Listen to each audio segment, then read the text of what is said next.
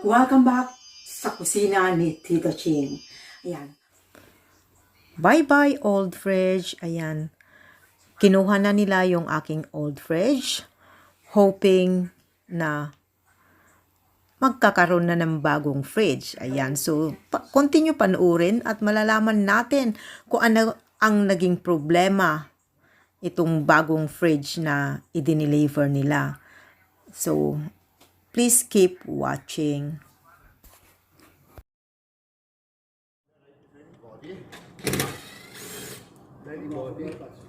Sir? You come over to that? No. If anybody, right, becomes positive to these PCP tests, or these tests matter or whatever, and would the management let us know?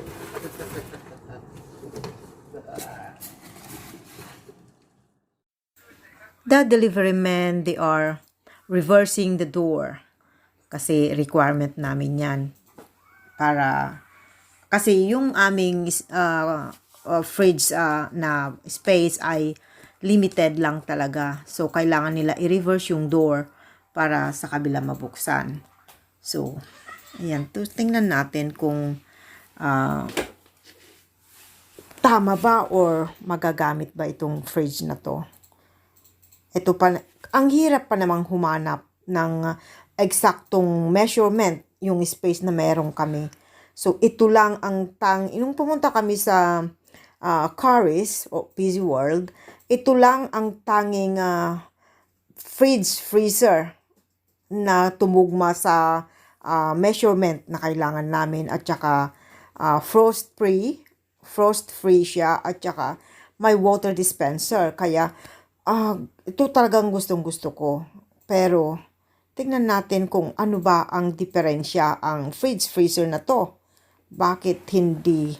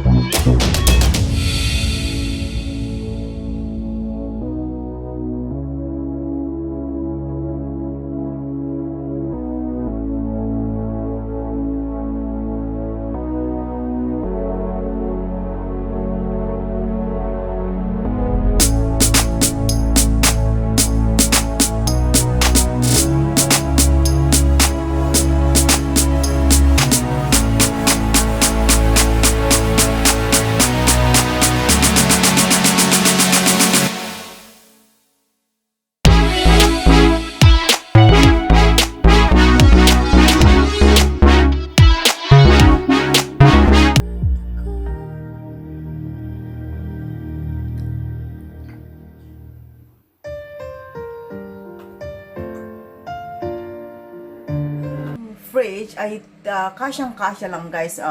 Kaya sabi ko nga dati na may requirement kami sa height. Kaya ayan, tinanggal namin yung cornice. Yung cornice dito para lang magkasya. Supposed to be may ganito siya. Pero inalis namin para lang mapagkasya ang ref. Ang fridge, ayan. So, ayan,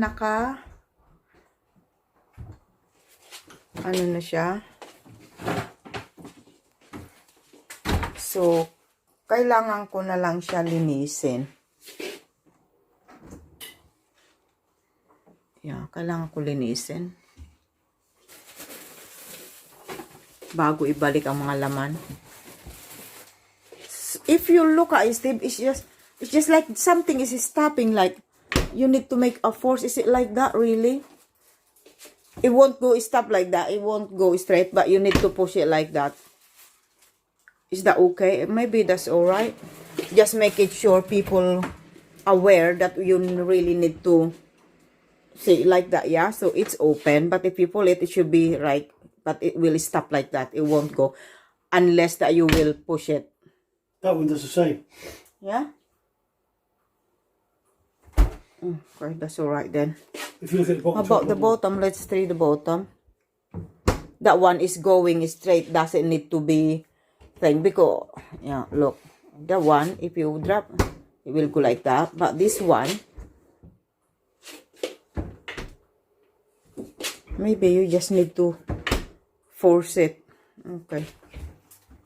Okay, so there we are. The new fridge has arrived. Yan. Apparently, we need to leave it for 4 hours before we switch it on. Ayan yung kanyang water dispenser. So, buksan natin. Oh. I need to assemble then. I need to do the... I just don't know how to remove this before we'll refill the water. Do we need to remove that to clean the water tank? Maximum of 2.5 liters. Oh, I'm sure we can remove that. Yeah. I need to read the instruction. Yeah, so the controller is by there. The old one was by the side, but this one is there on the top. Okay. I took the drawer from the old one so that we can put it here. The vegetable drawer like this. Okay. Have you noticed the... Huh? Why is not the... What's wrong? Why is not going to be... Oh, I thought it's not going in, but there we go. New fridge has arrived. Oh, let's see the... It's dirty? No, it's not. Look, oh, look, it's not sturdy. It's not steady. What's happening? Did you wipe? I've wiped the floor already. I've already done the See, floor. look. Yeah, but we're going to ask them. It's gone here. I got a problem with my fridge. I cannot take the shelves out. See? It's stuck in there. Oh dear. They need to come back and remove the door before so that they can replace the shelving. Oh dear. I don't know. New fridge gone wrong. Ayan, may problema po ay yung bagong bili namin na fridge freezer. Well, I think it's manufacturing design problem for us kasi hindi mailabas yung mga shelves ng fridge. So, ang nangyari, ito ang aking fridge. Ang problema, natangay na nila. Well, the word natangay is, kinuha na nila yung luma naming fridge. So, wala na. Ngayon, ito ang aking fridge freezer. Ayan. Buti na lang, mayroon akong itong bag na to. Ice bags. Ayan, so bumili ako ng mga ice cubes. Ayan. So, nandyan yung mga content ng aking fridge. Buti, hindi pa kami nagsibili. Ayan. Ayan. Kasi matutunaw na yung mga butter ng kung ano-ano pa. Kaya yan ang aking magsisilbi ngayon na fridge. Oh. Ayan. Ayan. So, ito ang aking portable na fridge. Ayan. So, ito ginagamit namin guys pag nagka-camping kami or ayan. So, ayan. Comes handy at this moment. So, we have to return the new fridge. At ito, maghahanap ulit kami ng tamang design na fridge para mabuksan namin ang mga shelvings. Yan. Yan, sa wakas, dumating na ang aming fridge freezer. Yan. Isang buwan mahigit na wala kaming fridge freezer. Ang hirap guys, ang hirap. Ayan, kanina namili lang ako para lang lagyan ng konting laman. Ayan.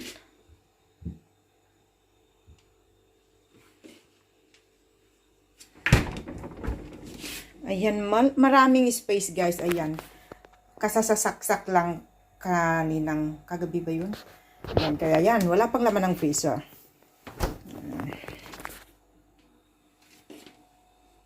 Ito yung kanyang water dispenser. Ayan. I'm not sure about this because napakahina man lumabas ang tubig. Kaya dyan ilalagay yung tubig. Yan. Pero sabi nila, kailangan daw lagyan ko ng about 5 liters and then tanggalin ang laman through the dispenser bago mo pwedeng kuhanan at inumin. Ayan. Kita ko sa inyo guys kung gaano kalakas ang lalabas na tubig dito sa water dispenser. Ayan. Ayaw ko kung makita nyo. Ganyan lang. Hindi siya masyadong malakas talaga. So, I am a little bit disappointed with this. But there we go. Sabi ko nga parang ihi ng andidit. Parang ihi ng ipis. Thank you guys for watching. Shout out muna sa ating mga channel members. Love was such an easy